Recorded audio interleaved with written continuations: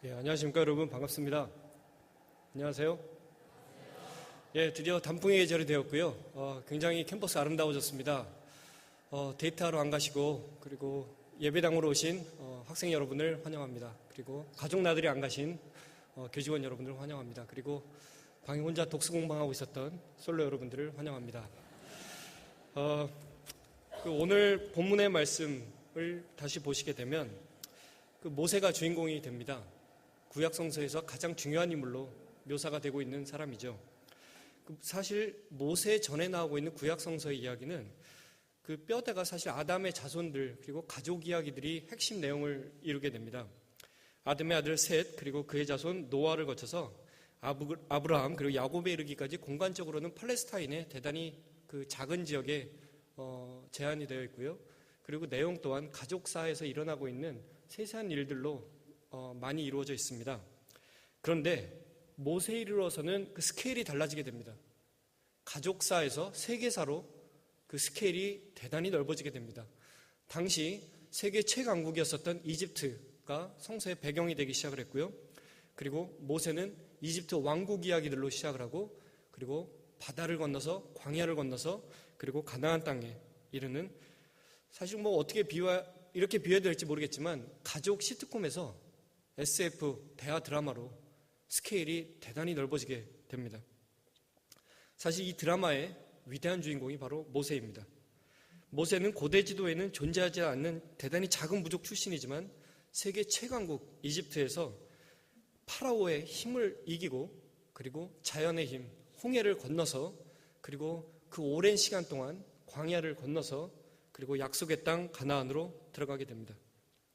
하나님과 함께 씨름했고 하나님과 함께 더불어 고난을 이겨나갔던 한 인물이 드디어 오늘 본문에서는 인생의 종착역에 다다르게 됩니다.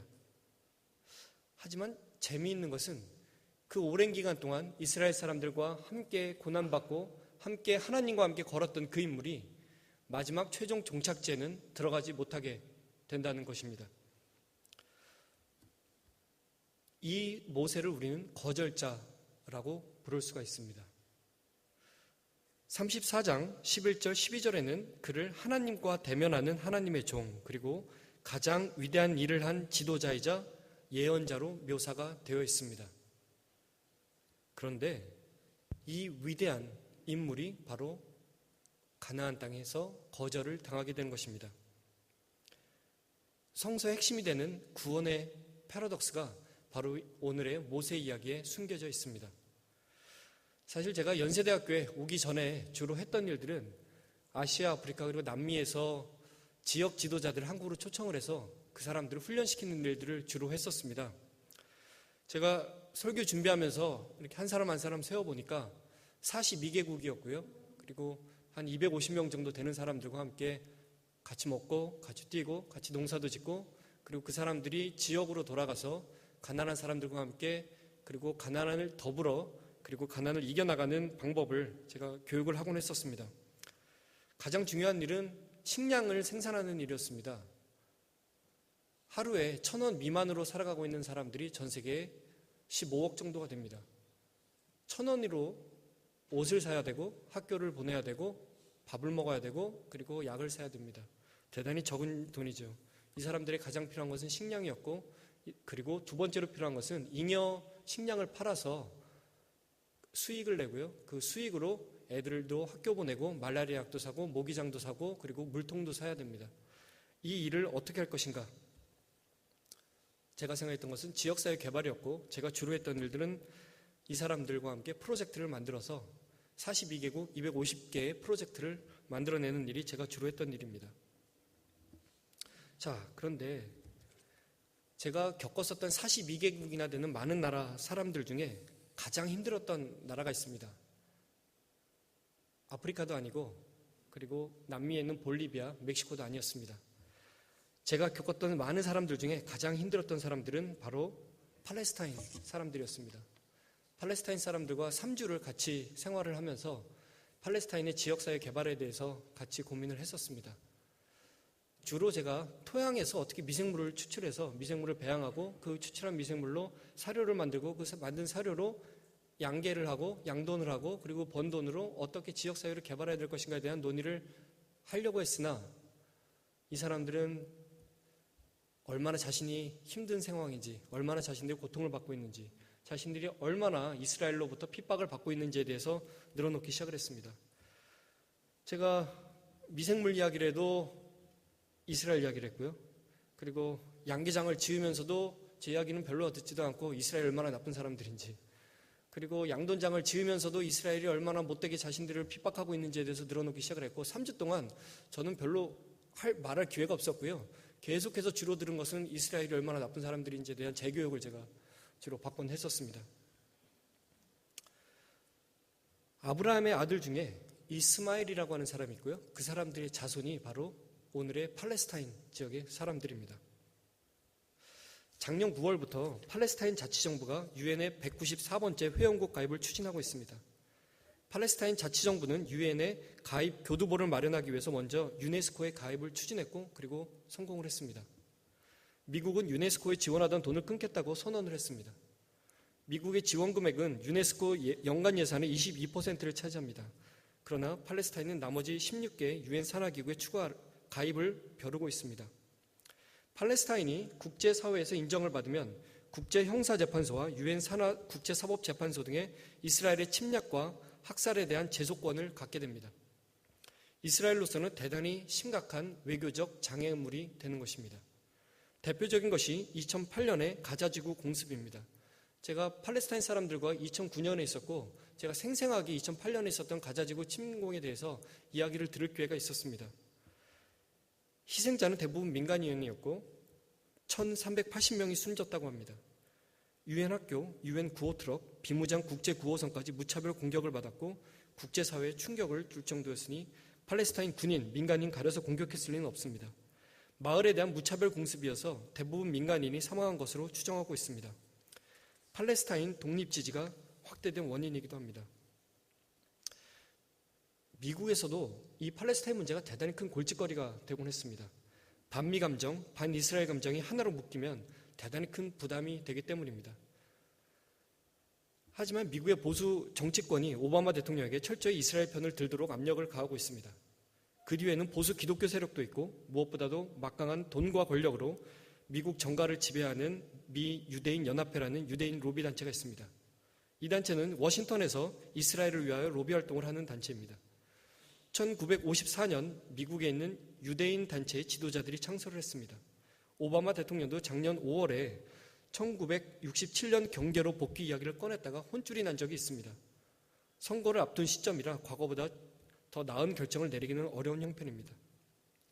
모세가 가나안 땅으로 유대인들을 인도한 지 2000년 뒤 유대인들은 로마에 의해 팔레스타인에서 축출되기 시작했고 전 세계로 퍼져나갔습니다.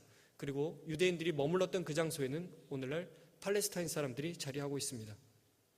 2000년이 지나 1차 세계대전 이후에 이곳을 지배하던 영국이 팔레스타인의 협조를 구하며 맥마혼 선언을 통해 독립국가 약속을 했습니다.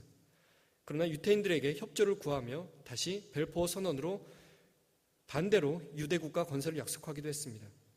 분쟁이 대단히 커졌습니다. 유엔이 1947년 56% 유대국가, 43% 아랍국가로 분할안을 내놓았습니다. 당시 팔레스타인 80.5%, 유태인은 6.6%가 이곳을 소유하고 있었습니다.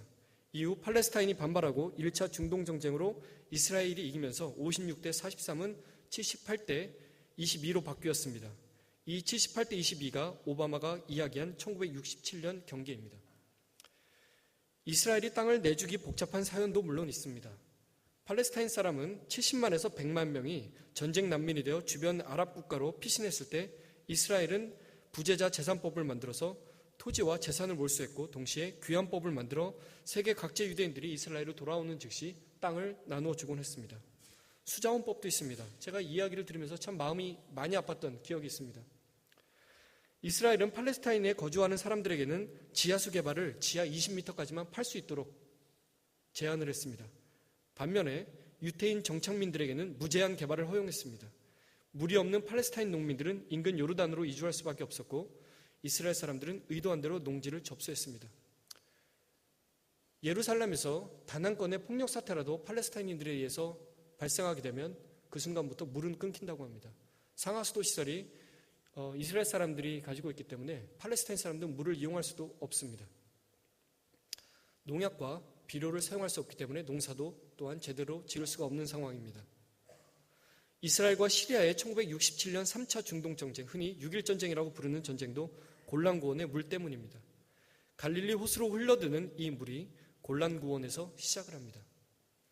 팔레스타인 유엔 가입이 이루어지면 국제재판과 외교를 통해 얼마를 토해내게 될지 모르는 이스라엘로서는 팔레스타인 유엔 가입을 막거나 늦추어야만 합니다.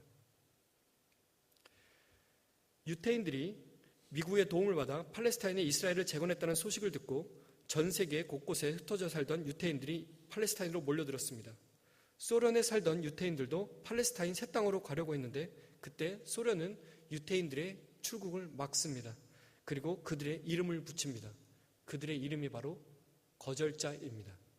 2000년 전 모세에게 붙여졌던 그 이름이 거절자였다면 2000년 이후 소련을 떠나려고 하는 유태인들에게 붙여진 이름이 거절자입니다. 구약성서 출애굽기에서 모세가 광야 생활을 마치고 약속의 땅으로 들어가려 하던데 죽도록 고생한 모세에게 여호와는 너는 들어가지 못한다. 선조들과 함께 광야에서 잠들어라. 이것으로 족하니 더 이상 이 일로 나에게 말하지 말라며 하나님께서는 거절을 하십니다. 역사적으로 모세가 최초의 거절자, 즉 리퓨즈니크입니다. 소련의 유태인들은 이것을 떠올리며 소련의 출입금지를 여호와 하나님의 계시로 받아들이곤 하였습니다. 미국의 과거 역사를 돌이켜보자면 이러한 거절자들이 다시 등장을 하게 됩니다. 오늘 같이 찬송을 했었던 521장 어느 민족 누구에게나 바로 이 찬송의 배경이 되는 것이 바로 거절자의 이야기입니다. 어느 민족 누구에게나 결단할 때 있나니 참과 거짓 싸울 때 어느 편에 설 건가로 시작하는 찬송가 521장은 시대적 배경이 있습니다. 1845년 무렵 미국 의회에는 멕시코와 전쟁을 벌이고자 하는 세력들이 많았습니다.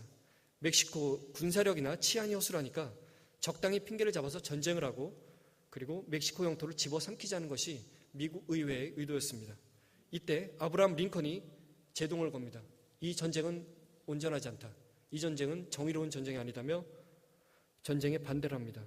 그리고 미국의 작가이자 노예제도 폐지운동가인 제임스 러셀 로웰이 오늘의 위기라는 긴 제목으로 시를 썼습니다.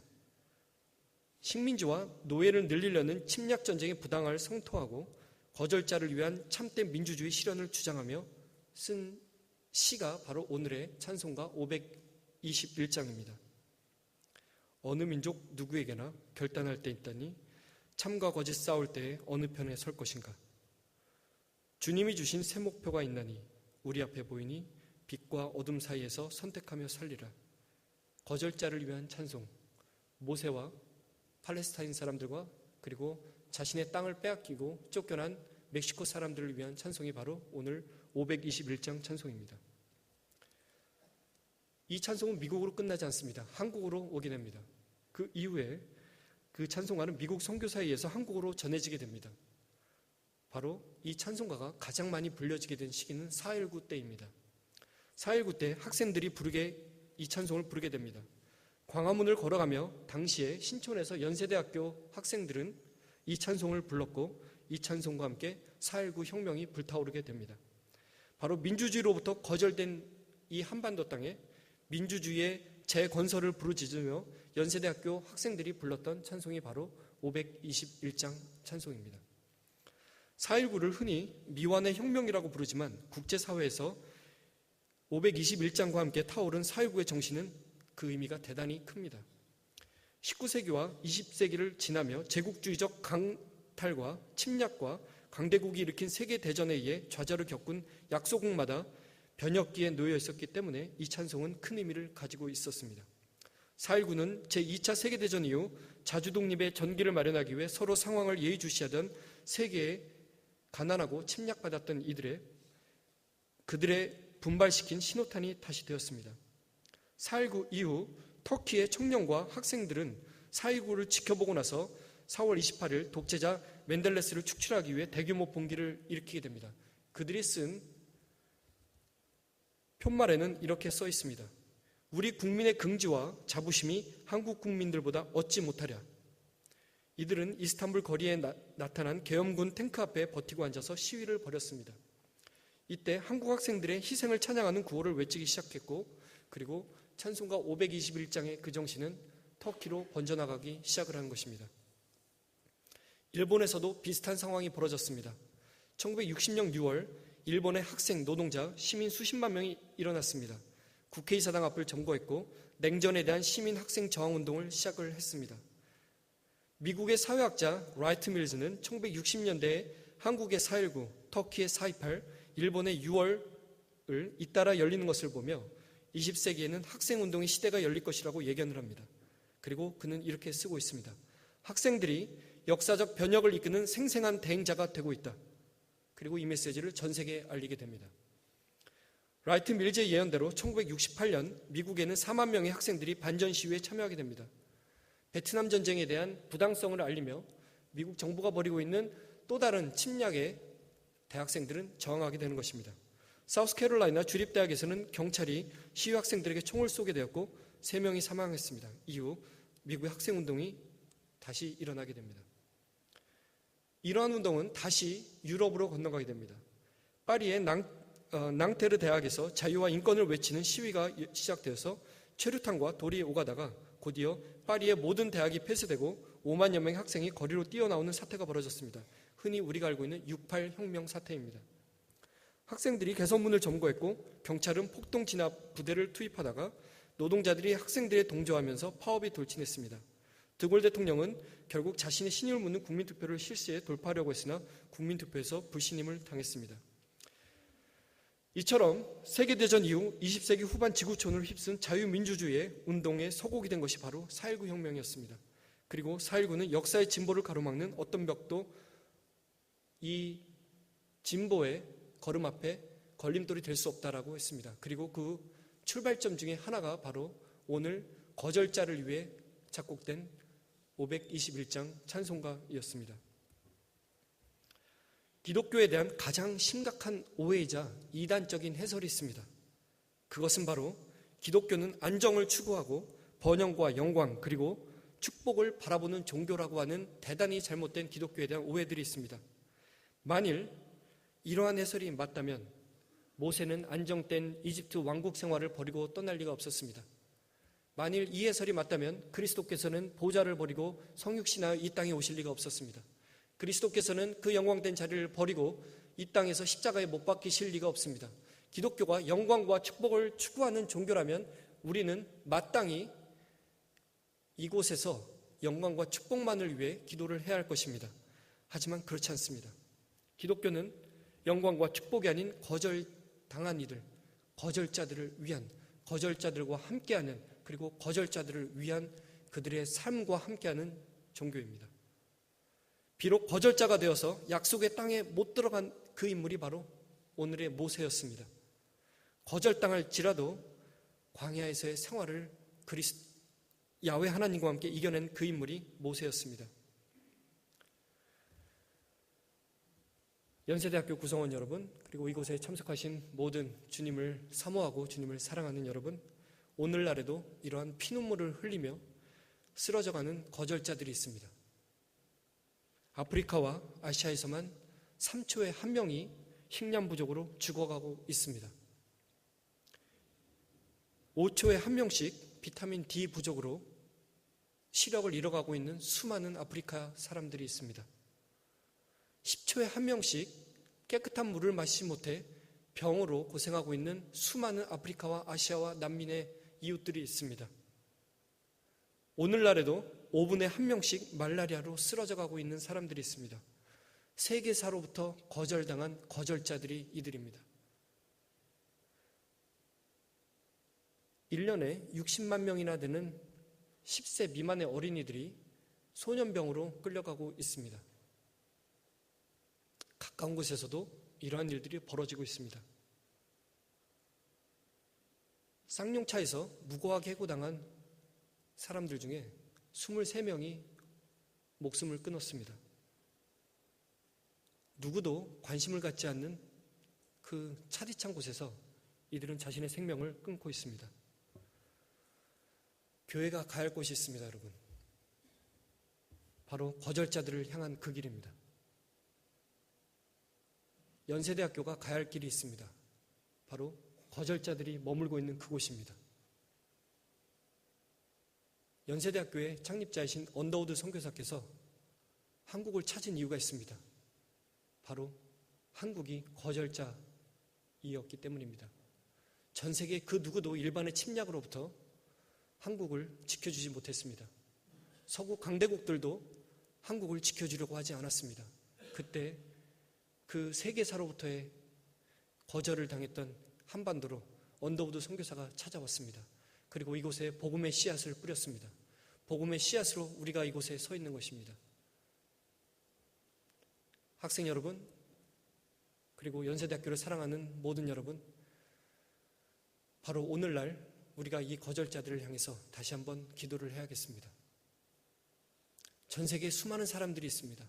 60억이나 되는 많은 사람들이 있으나 우리가 가장 먼저 찾아가야 할 곳은 바로 다름 아닌 거절자들이 있는 곳입니다. 여러분, 이들을 위해 기도합시다. 여러분, 이들을 위해 우리의 손길을 뻗읍시다.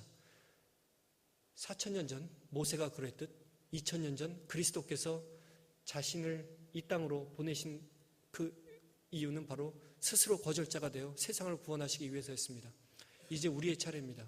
성서는 끝나지 않았습니다. 하나님의 구원의 역사는 끝나지 않았습니다. 성서가 말하고자 하는 그 이야기는 아직 끝이 아닙니다. 왜냐하면 여전히 거절자가 있고 거절자를 위해서 우리가 달려가라고 하는 하나님의 음성이 여전히 우리 귀에 세심히 달려오고 있기 때문입니다.